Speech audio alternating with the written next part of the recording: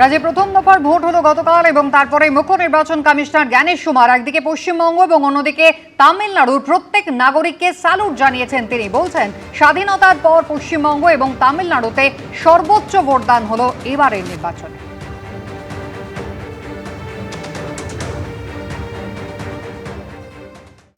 SIR এর পর যাকে বলে ভোটের সুনামি, স্বাধীনতার পর পশ্চিমবঙ্গে সর্বোচ্চ ভোটদান হলো এবারের বিধানসভা নির্বাচনে। ভোট পড়ল 91.78%। সবচেয়ে বেশি ভোট পড়েছে দক্ষিণ দিনাজপুরে 94.37%। শুরু হয়ে গেল ভোট যুদ্ধ। সকাল থেকে বুথের বাইরে ভোটারদের লম্বা লাইন। কয়েকটি ঘটনা ছাড়া কার্যত উৎসবের মেজাজে ভোট দিলেন ভোটাররা। স্বাধীনতার পর পশ্চিমবঙ্গের রেকর্ড ভোট পড়ল 92.35%। 96% বা তার বেশি ভোট পড়ল 10টি বিধানসভা আসনে। চুরমার হয়ে গেল পুরনো সব রেকর্ড। ঐতিহাসিক ভোট হলো পশ্চিমবঙ্গে। সবচেয়ে বেশি ভোট পড়েছে কোচবিহার ও দক্ষিণ দিনাজপুরে। সেখানে ভোটের হার 95%-এরও বেশি। তারপরেই রয়েছে বীরভূম ও জলপাইগুড়ি, যেখানে ভোট পড়েছে 94%-এর বেশি। মুর্শিদাবাদ, মালদা ও উত্তর দিনাজপুরে 93%-এর বেশি।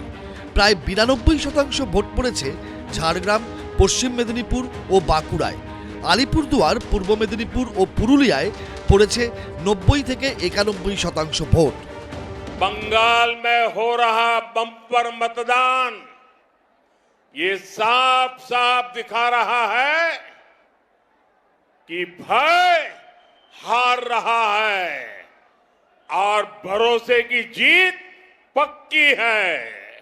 প্রথম দফায় ভোটে আজকে বিজেপির রফা দফা করে দিয়ে এসেছি।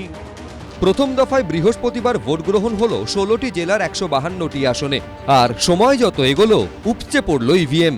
নির্বাচন কমিশন সূত্রে খবর, সকাল 9টা পর্যন্ত ভোট পড়ে 18.76%। সকাল 11টায় সেই হার দাঁড়ায় 41.11%। 62.11% ভোট পড়ে যায় দুপুর 1টা পর্যন্ত। দুপুর 3টেই প্রদত্ত ভোটের হার দাঁড়ায় 78.77%। বিকেল 5টা পর্যন্ত ভোট পড়ে 89.93%। শেষ অবধি সেই হার দাঁড়ায় 92.35%, যা রেকর্ড। বিশেষজ্ঞদের একাংশের মতে এই রেকর্ড ভোট পড়ার নানা কারণ হতে পারে। এসআইআর এর পর এবার প্রথম ভোট, তাই ভোট দিতে না পারলে নাম কাটা যেতে পারে, এই আশঙ্কায় দলে দলে মানুষ ভোট দিতে বের হয়েছেন।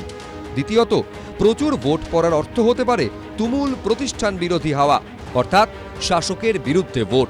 তৃতীয়ত, এবার যেহেতু এসআইআর এর ফলে ভোটার তালিকা একেবারে স্বচ্ছ হয়েছে, কোনো মৃত বা ডুপ্লিকেট ভোটার থাকার সুযোগ নেই, তাই মানুষ নিজের অধিকার প্রয়োগে সকাল থেকেই বুথমুখী হয়েছেন।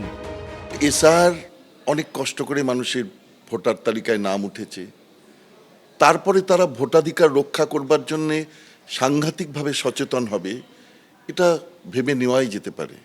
যখনই এই পরিমাণ ভোট হয় তখন একটা অ্যান্টি ইনকামবেন্সি ট্রেন্ড থাকে। ছাপ্পা ভোট, এই ভোটটা যেটা এতদিন মবিলাইজ করা হতো বিভিন্ন বাহিনীকে দিয়ে, সেটা সম্পূর্ণ ফাঁকা থাকছে, খালি থাকছে। তাহলে খুব স্বাভাবিকভাবেই শাসক দলের পক্ষে সেটা ভালো লক্ষণ নয়।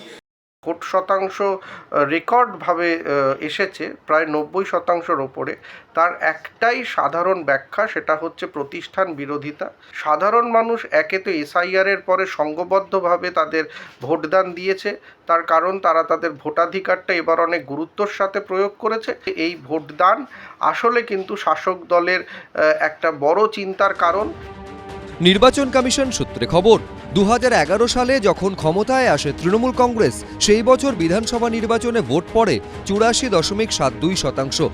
পশ্চিমবঙ্গে 82.22% ভোট পড়ে 2014 লোকসভা নির্বাচনে।